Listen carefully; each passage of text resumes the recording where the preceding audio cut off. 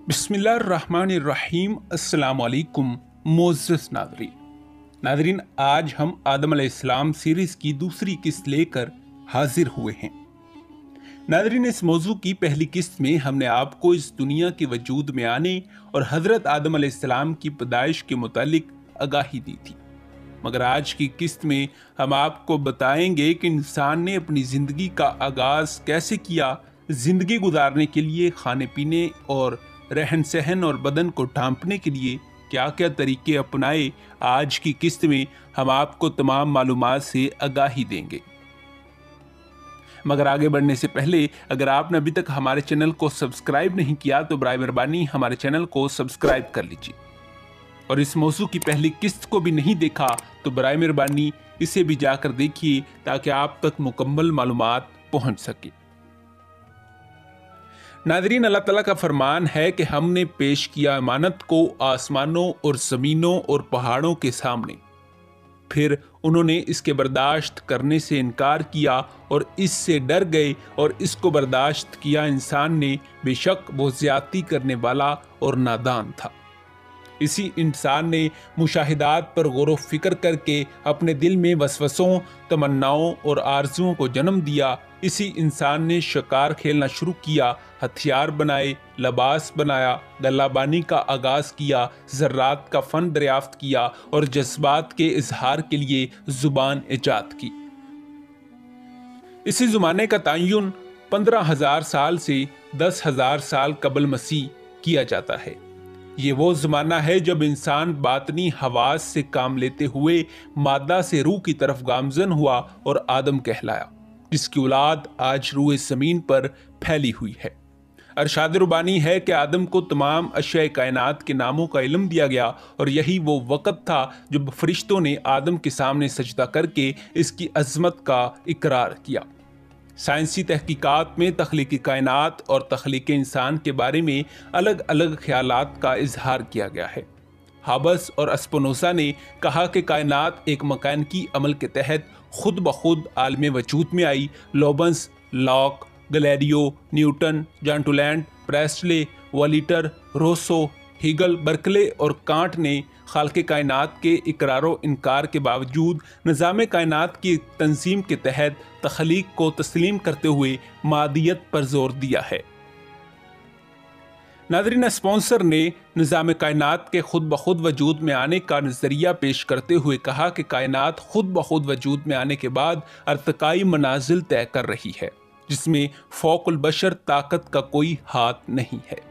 1859 में डार्विन ने अपनी किताब ओरिजिन ऑफ स्पीशीज में कहा कि कायनात का निज़ाम एक मकानिकी अमल के तहत चल रहा है और मौजूदात का अर्तका फितरी अमल के मरहून मन्नत है। एक मशीन जो एक कीड़े की शक्ल में ज़मीन पर रेंग रही थी, अपने अर्तकाई अमल के तहत लाखों साल बाद फितरी अमल से एक जी शऊर और नातक इंसान बन गई, और आज इस ज़मीन पर रेंगने वाले कीड़े की तरक्की याफ्ता शक्ल इंसान की सूरत में मौजूद है।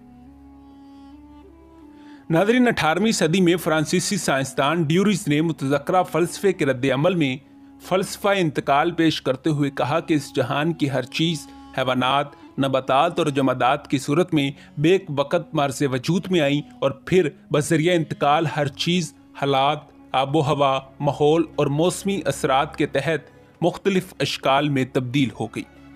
साइंसी तहकीक के मुताबिक तकरीबन 3 अरब साल पहले चांद ज़मीन से अलग हुआ था, मादा हरकत में आया था और जमादात की सूरत में पहाड़, समुंदर और हवा वजूद में आए, जिनकी तकमील तकरीबन 1 अरब साल पहले हुई। तकरीबन 2 अरब साल बाद नबातात की इब्तिदा हुई और आज से तकरीबन 45 करोड़ साल कबल बगैर पत्तों के पहला पौधा साहिल समुंदर पर नमूदार हुआ। जमादात और नबातात के बाद हैवानात पैदा हुए और तकरीबन 70 लाख साल कबल हैवान की आखिरी तरक्की याफ्ता नस्ल पथखनथ्रोपस से इंसानी नस्ल वजूद में आई, और ये पहला इंसान था जो हैवान से अलग हुआ, जिसे बनी आदम कहा जाता है। لیکن یہ انسانی ذہن و عقل سے خالی تھا۔ پھر اس میں شعور پیدا ہوا۔ مشاہدے کے ذریعے اس نے موجودات کائنات کا جائزہ لینا شروع کیا اور بدتریج حواس پر تصرف کے باعث 20 لاکھ سال قبل انسان باشعور ہو گیا۔ پھر معلومات کے مسلسل اصول نے حصے مشترک نے خیال، خیال نے تخیل، تخیل نے متخیلہ، متخیلہ نے وہمہ اور وہمہ نے حافظے کو وسعت دی، اور یہ ارتقائی عمل بدتریج 10 لاکھ سال تک جاری رہا، اور اس دور میں اس نے اپنے حواس باطنی پر تصرف کے ذریعے ذہانت حاصل کی، جس کے بعد پہلی ذہین نسل نیاندرتھل پیدا ہوئی، جس نے اپنی ذہنی کاوشوں کے ذریعے 8 لاکھ سال کے دوران ضرورت کے مطابق اوزار ایجاد کیے اور جانور کا شکار شروع کیا۔ ناظرین، یہ عمل آج سے 2 لاکھ قبل تک جاری رہا، جس کے دوران نفس ناطقہ انسان نے جنم لیا۔ 1 لاکھ سال قبل سے اس نے عقل کو استعمال کرنا سیکھا، اور پھر دریافت، انکشافات اور ایجادات کے ذریعے اس نے انسانیت سے آدمیت کی شکل اختیار کی۔ ناظرین، ایک انتہائی محتاط اندازے کے مطابق زمین پر کوئی 5 لاکھ سال قبل باشعور انسان نے زندگی کی ابتدا کی۔ اس وقت دنیا میں 50 لاکھ کے لگ بھگ آبادی تھی جو زمین کے مختلف حصوں میں پھیلی ہوئی تھی۔ یہ پتھر کا ابتدائی دور تھا۔ انسان غاروں میں رہتا تھا اور حیوانوں کی طرح پھلوں، پتوں اور پودوں کی جڑوں سے اپنا پیٹ پالتا تھا۔ پھر 2 لاکھ سال قبل انسان نے شکار کھیلنا شروع کیا، گوشت خوری کے لیے جانور پالنے شروع کیے، جس میں سب سے پہلا نام بکری کا آتا ہے۔ گلہ بانی میں اسے شکار سے کم مشقت کرنی پڑی، جس سے اسے کھانے کے لیے گوشت، پہننے کے لیے خال اور اوزار بنانے کے لیے دھات میسر آنے لگے۔ ناظرین، 3000 سال قبل مسیح انسانی نسل ترقی یاب ہوئی اور اس نے غاروں کی دیواروں پر تصویر کشی شروع کر دی۔ 15,000 سال قبل مسیح انسان نے بولنا شروع کیا۔ 10,000 سال قبل مسیح میں زراعت کی ابتدا ہوئی اور انسان نے کھیتوں کے قریب جھونپڑیوں میں رہنا شروع کیا۔ کئی گھرانے ایک دوسرے کے قریب رہنے لگے۔ 8,000 سال قبل مسیح شہر وجود میں آئے اور آبادی بڑھنے لگی۔ 7,000 سال قبل مسیح ہل ایجاد ہوا اور پھر تجارت کی ابتدا ہوئی۔ 5,000 سال قبل مسیح عراق میں پہلی حکومت قائم ہوئی اور 3,500 سال قبل مسیح سمیری تہذیب و حکومت اپنے عروج پر تھی، جنہوں نے تصویروں کے ذریعے اظہار خیال کیا۔ ناظرین، ماہرین تاریخ آثار قدیمہ دنیا کو زمانوں میں تقسیم کرتے ہیں۔ ان کے نزدیک پتھر کے قدیم زمانے میں شکار کا دور 50,000 سال قبل مسیح سے 25,000 سال قبل مسیح ہے۔ زراعت کا دور 25,000 سے 10,000 سال قبل مسیح ہے۔ پتھر کے قدیم زمانے میں تمدنی دور 10,000 سال قبل مسیح سے 3,000 سال قبل مسیح ہے۔ ملوکیت کا دور 3,000 سال قبل مسیح سے 2,000 سال قبل مسیح اور کانسی کا دور 2,000 قبل مسیح سے 1,000 سال قبل مسیح ہے۔ ناظرین، اس کے بعد کے زمانے میں دور شجاعت، دور ظلمت، دور حمود کا شمار 1,000 سال قبل مسیح سے 1500 عیسوی شمار کیا جاتا ہے۔ ان ماہرین کے نزدیک ابتدائی دیہاتی اور سماجی زندگی کا آغاز تقریباً 9,000 سال قبل مسیح سے شروع ہو کر 3,000 سال قبل مسیح تک پہنچتا ہے۔ اسی دوران دنیا کی عظیم قوتوں نے جنم لیا۔ دجلہ و فرات، دریائے سندھ اور دریائے زرد کے علاوہ دنیا کے تقریباً تمام علاقوں میں آبادی کے اثرات نظر آتے ہیں۔ البتہ دجلہ و فرات کے لوگوں کی تاریخ دیگر تہذیبوں سے زیادہ قدیم ہے۔ ایک روایت کے مطابق حضرت آدم علیہ السلام جنت سے نکلنے کے بعد دجلہ فرات کے درمیان آباد ہوئے، جو اب ملک عراق کہلاتا ہے۔ ناظرین، ماہرین آثار قدیمہ کے مطابق مصر سے جو لاشیں برآمد ہوئی ہیں وہ 6,000 سال قبل مسیح کی بتائی جاتی ہیں۔ ایتھوپیا سے ایک 4 فٹ کی عورت کا ڈھانچہ ملا ہے جس کے زمانے کا تعین 30 لاکھ سال قبل کیا گیا ہے۔ ایتھوپیا سے جو پتھر کے اوزار ملے ہیں وہ تقریباً 20 لاکھ سال پرانے ہیں۔ دنیا کے بے شمار علاقوں سے بہتر شکل میں بنے ہوئے ایسے ہتھیار برآمد ہوئے ہیں جو 80,000 سال پرانے بتائے گئے ہیں۔ جاوا کے علاقے سے ایک نیم کھڑے شخص کی کھوپڑی ملی جو 10 لاکھ سال پرانی ہے۔ یونان سے 3 لاکھ سال پرانی، زمبیا سے 2 لاکھ سال پرانی اور فلسطین کے علاقے سے 40 سے 60 ہزار سال پرانی کھوپڑیاں ملی ہیں۔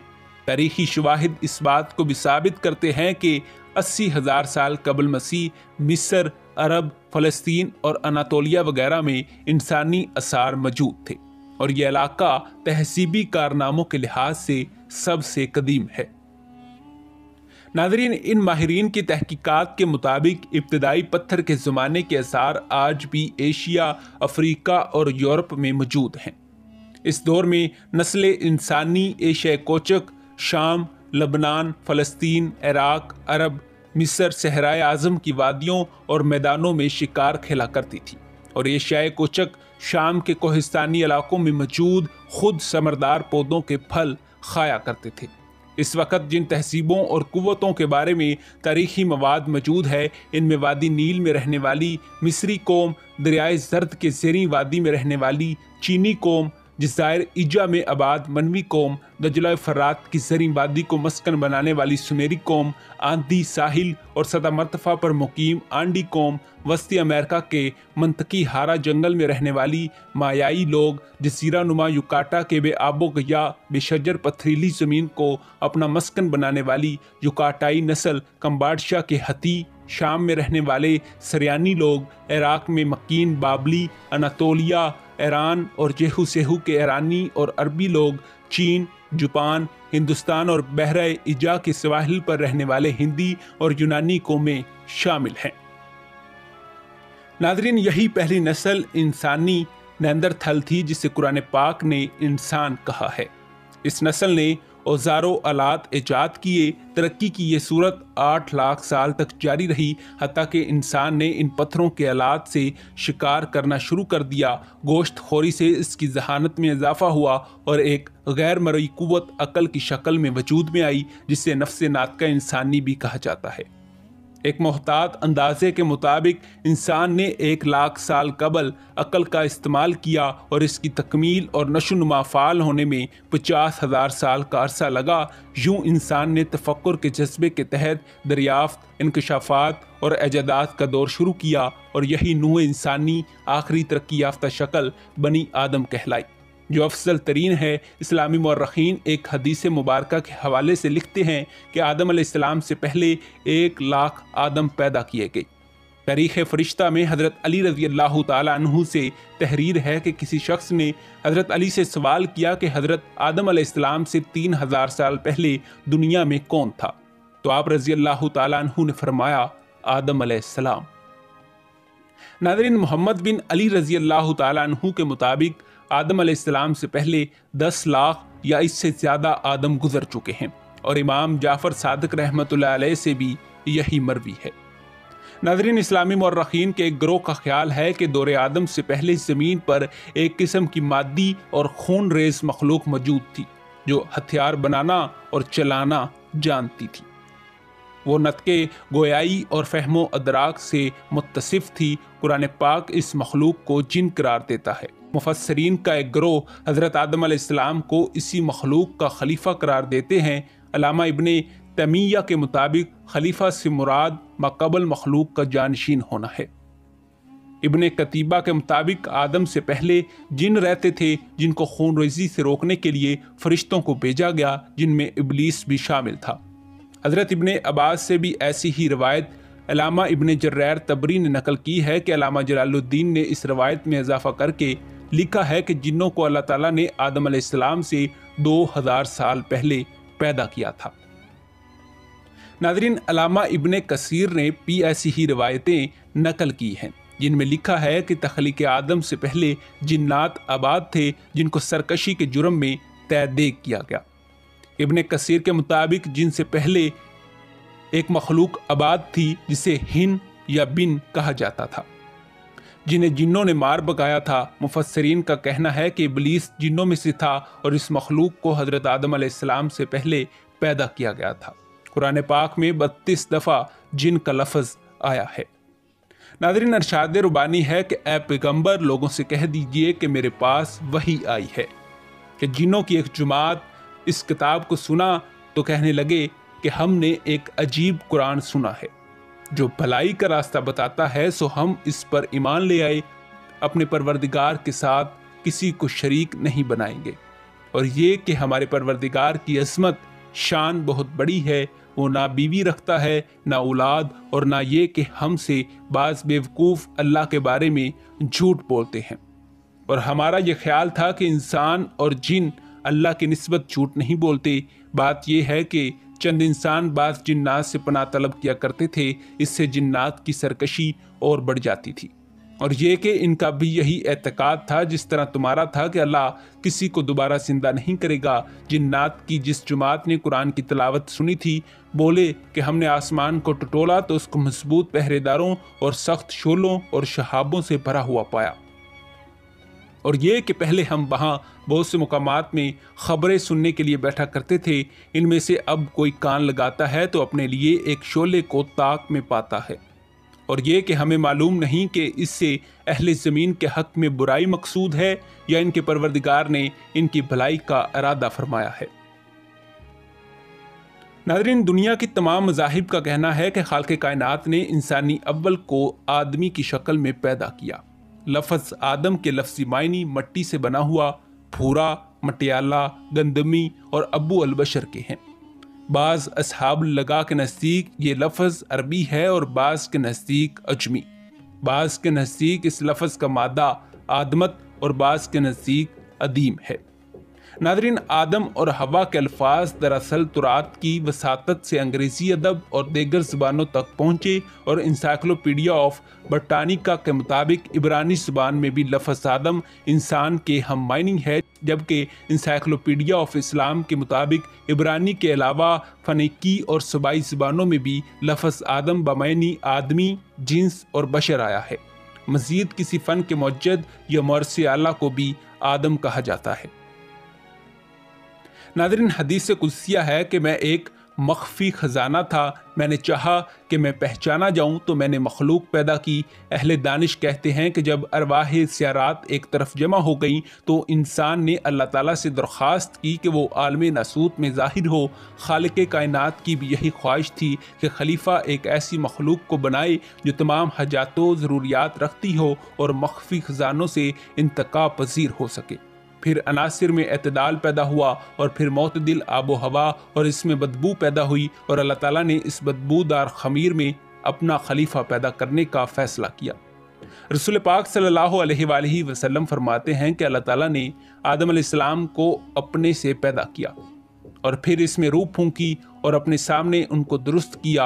امام جعفر صادق رحمۃ اللہ علیہ سے روایت ہے کہ اللہ تعالیٰ نے اپنی مخلوق کو عبث پیدا نہیں کیا اور نہ انہیں ویسے چھوڑ دیا، بلکہ اپنی قدرت کے اظہار کے لیے پیدا کیا۔ حضرت آدم علیہ السلام اس دنیا کے سب سے پہلے انسان ہیں جنہیں اللہ تعالیٰ نے اپنی قدرت کاملہ سے بے تمام و کمال پیدا کر کے ابو البشر بنایا۔ بائبل لطینی از پوپ کلیمنڈ والٹن کی حفظ الثانی کتاب بائبل کے مطابق تخلیق آدم علیہ السلام 40ویں صدی قبل مسیح ہوئی تھی۔ عبرانی طریقہ کار کے مطابق تخلیق آدم عیسیٰ علیہ السلام کی پیدائش سے تقریباً 37ویں صدی قبل مسیح ہوئی، جبکہ بائبل کے مرشدانہ متن کے مطابق حضرت ابراہیم علیہ السلام حضرت آدم علیہ السلام سے 1948 سال پہلے پیدا ہوئے۔